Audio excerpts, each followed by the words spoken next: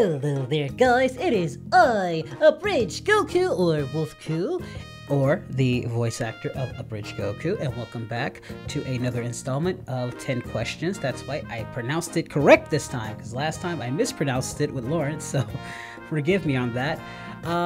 But again, we're back doing 10 questions, and I have a very special guest. It is the very lovely and talented Kim Lim Trim. Thank you so much for joining me today. Thank you for having me. Hi, everybody. So today is where we're going to ask you 10 questions as selected by our viewers in my community tab. So they're just going to ask you questions about you, your characters, just basically things in your life, if that's okay. Sure thing. Okay then. Well, we'll start with the first question by one of my moderators. It is Mega Matt. This is what he says. Question 1. I am sure a lot of the Dragon Ball community is aware that you have portrayed Chichi in a lot of fan works, but most noticeably Dragon Ball Z Abridged, and have very much improved on the various takes on the character that you have included on one of the ideas by a fan of AG. He's being modest, it was him.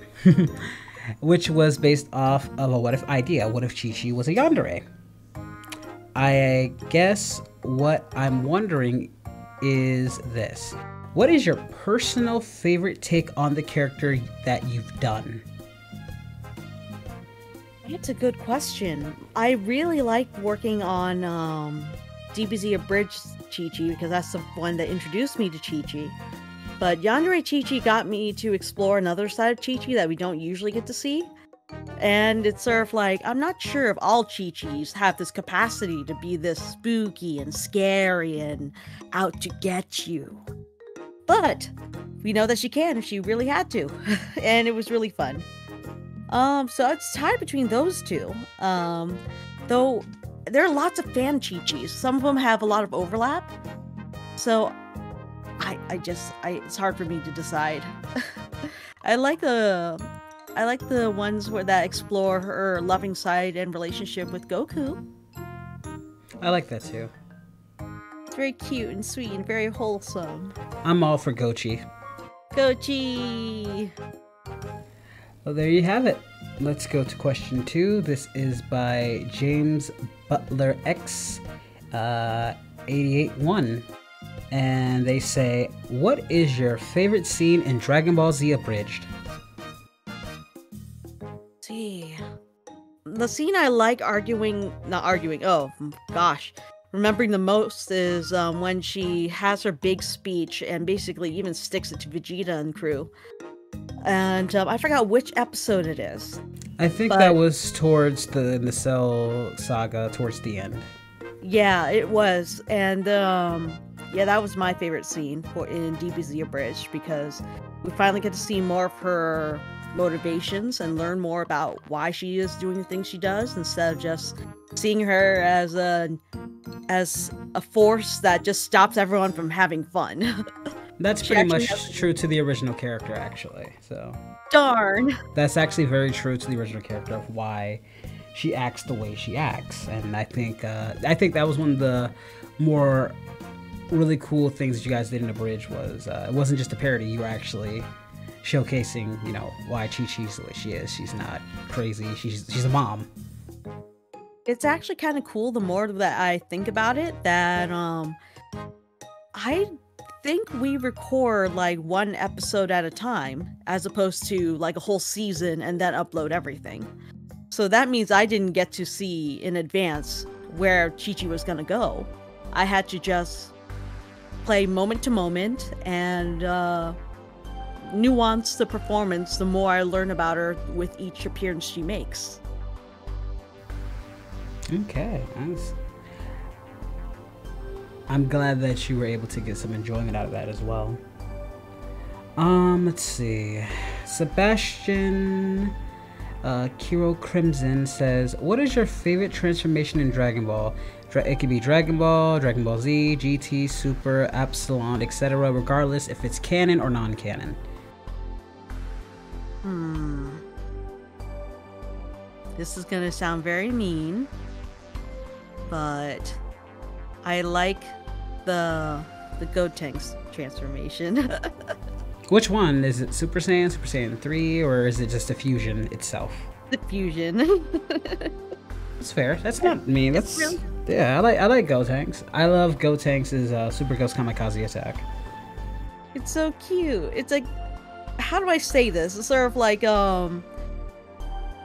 I don't know how many other pieces in animated media that tried to do the whole, hey, we have to meet in the middle perfectly to make it work.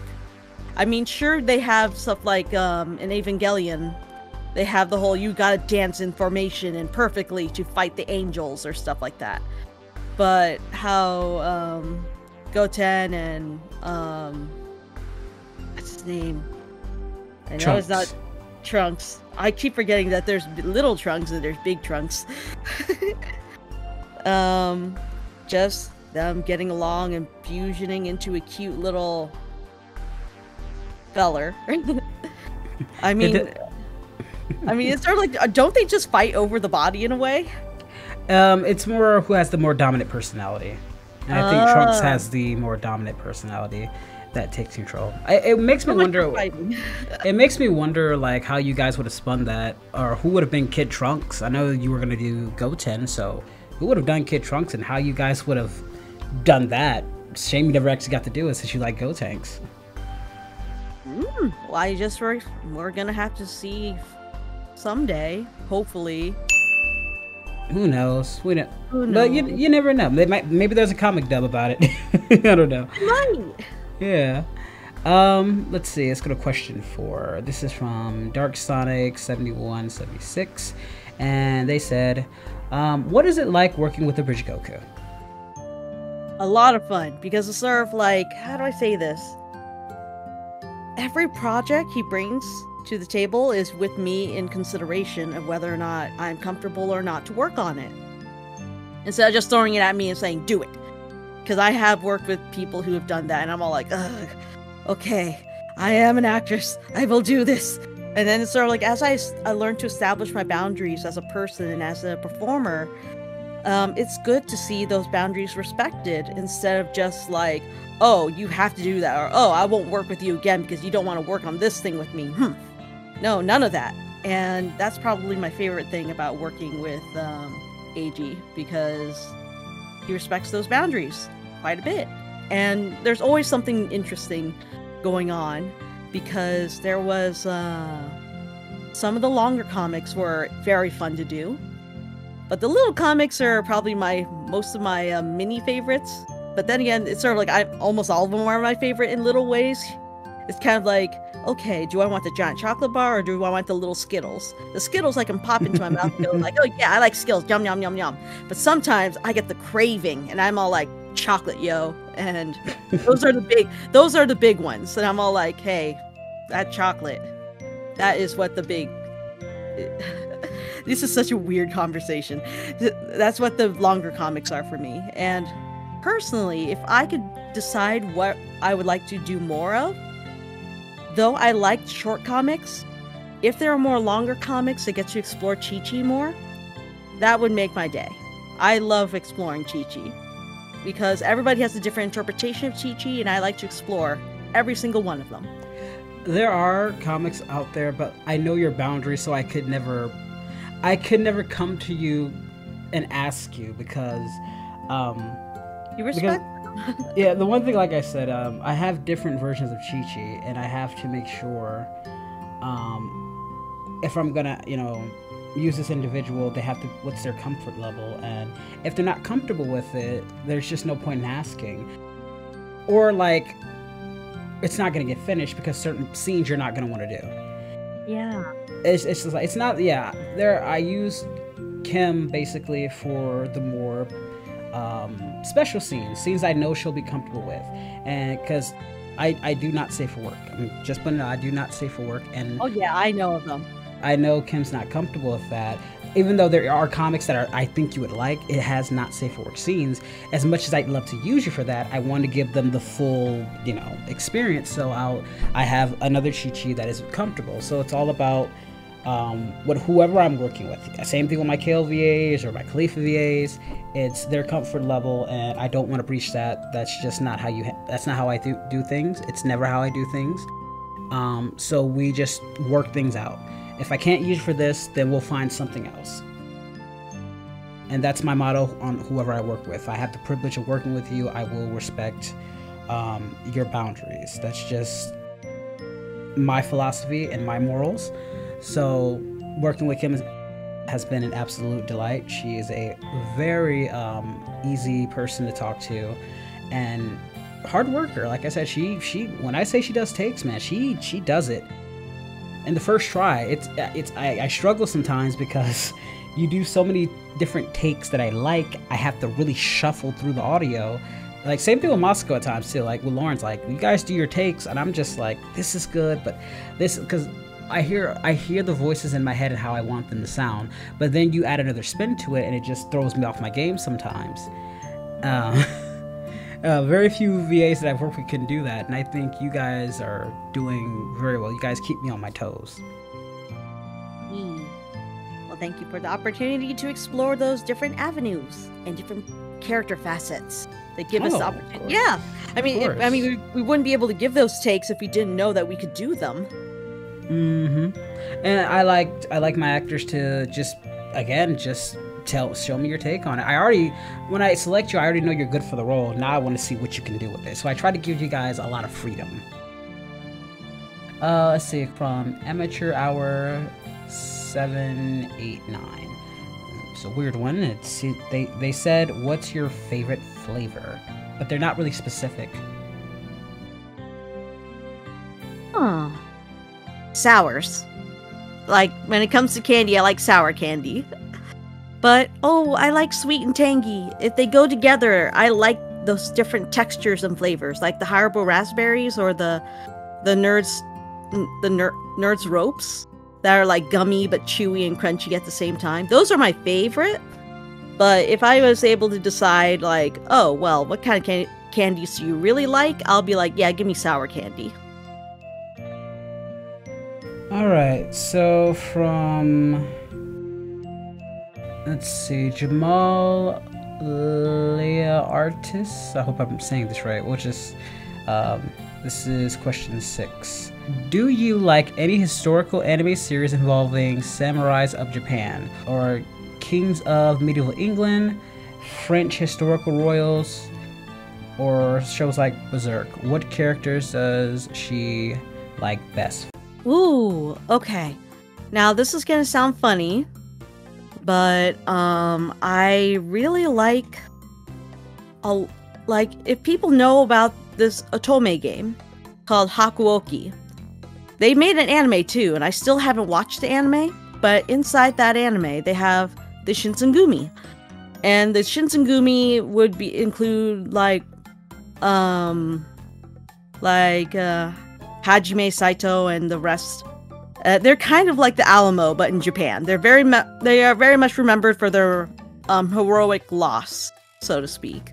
Just like how the Alamo is remembered for their definitely their hot, rugged men like Davy Crockett.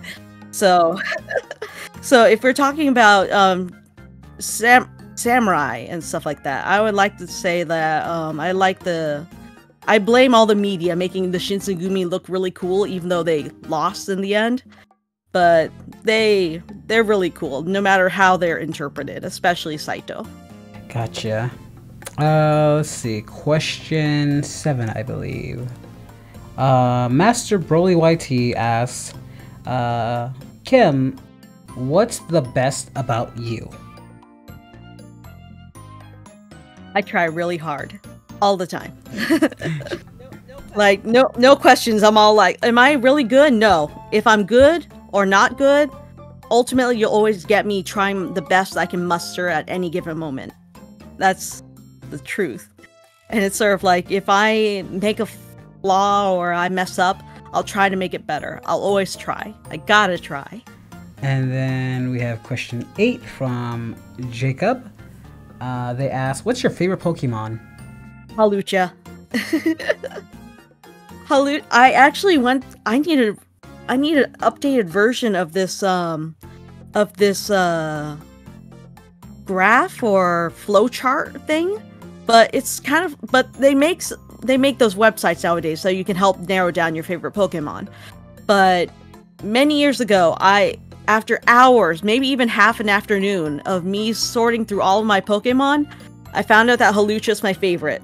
Cute, cool, small, strong, definitely awesome. Hawlucha's my favorite Pokemon.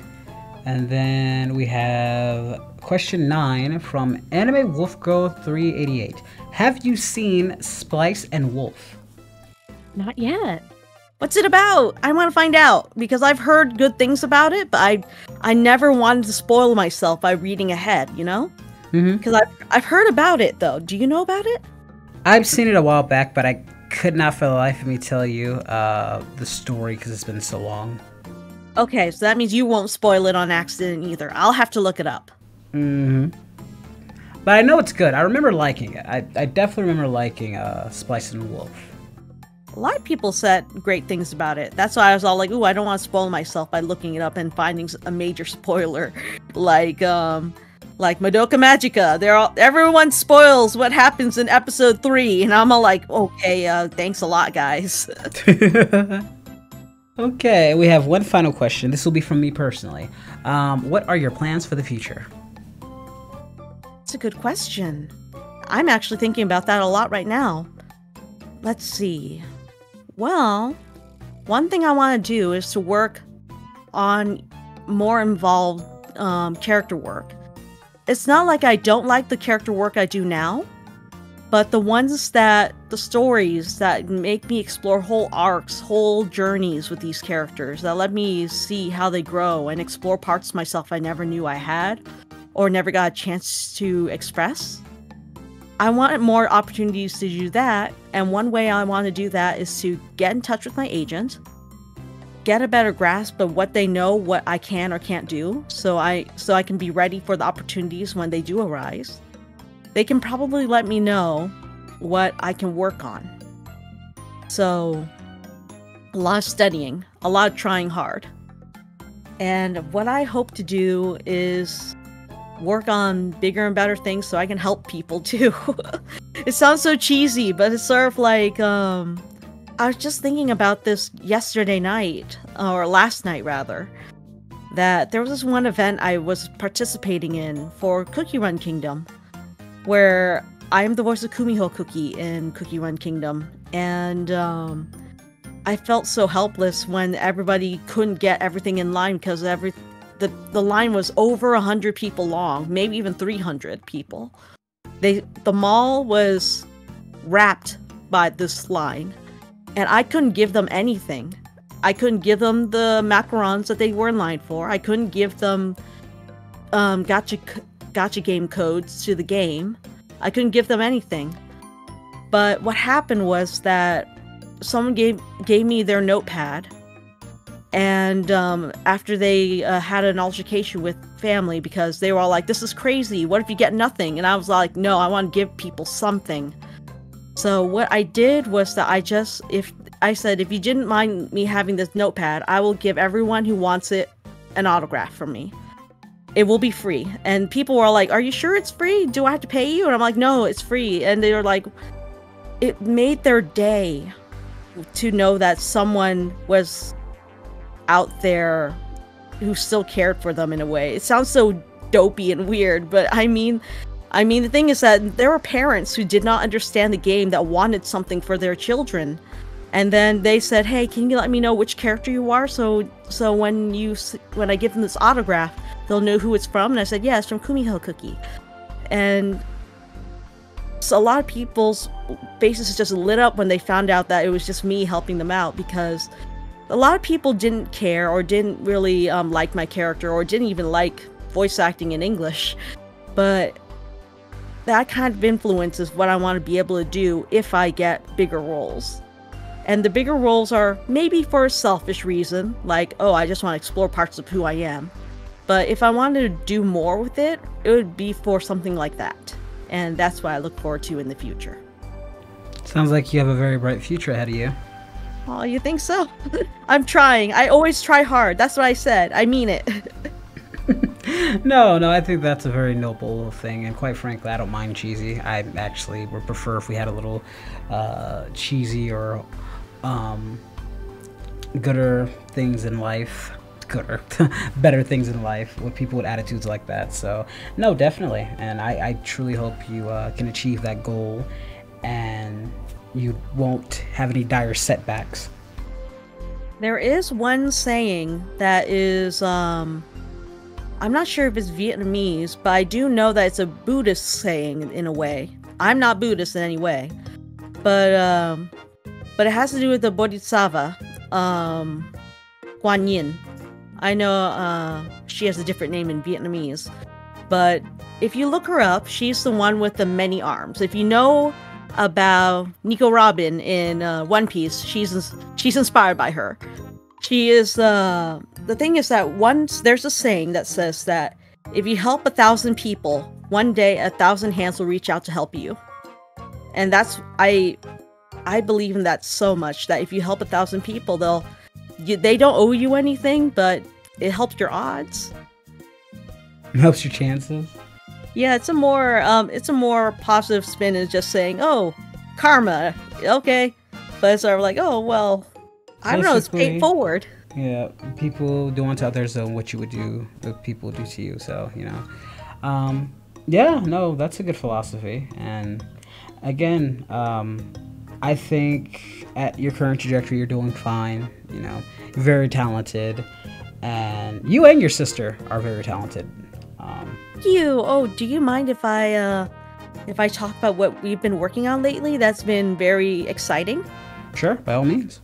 Okay, you might have seen it on my streams, but we make little throwables and we post them on the internet for people to, if they would like to contribute to our funding, they can buy a copy of our throwable kits, sound effects or not.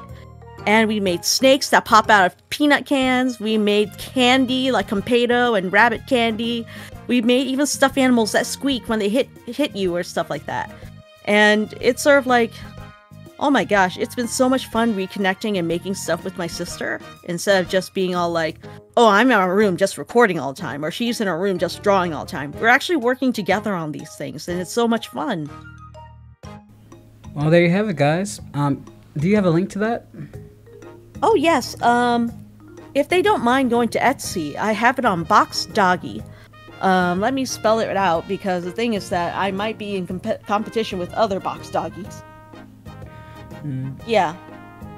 Box Doggy. I said Box Doggy because it is BOXDOGGI.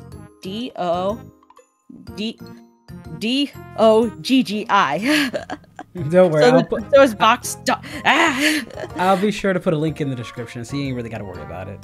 Okay. All right. There it is, Box Doggy. Thank you. Well, all right, guys, that's all the time we have for today. This was a very enlightening interview. I would like to thank you, Kim, so much for coming on and just sharing facts about yourself that we didn't know about, answering questions that we didn't know about. And this has been very entertaining. Thank you for having me. If you have any more questions, I'd be happy to answer them again, because this was a lot of fun.